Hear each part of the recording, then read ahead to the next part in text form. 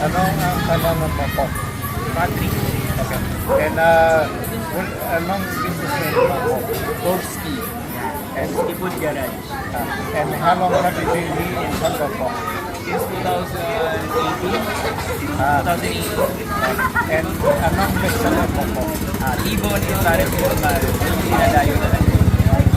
And what made you choose Tondo out of all of Manila? Dito ako pinanganak eh. Talagang born and raised talaga dito tayo. Tatay yung negosyo. Saka nandito yung ano eh. Yung customer talaga. Dito yung dinadayo natin talaga. Tondo. Pagka-food trip. Salamat po. And what does it mean to you to be Filipino po?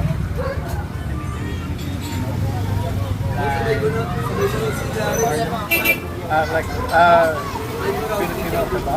Yes, yes. Yeah. So, what does it mean to you to be Filipino? Like, how do you represent being Filipino? Mapakisama. Mabait. Yan. Mabait.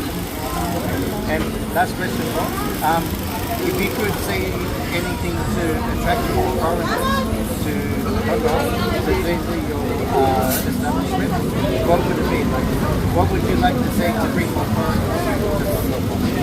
Masasarap yung pagkain. Talagang pandayo. Kaya try nila. Lalo na yung mga foreigner. Okay, maraming salamat po. Thank you.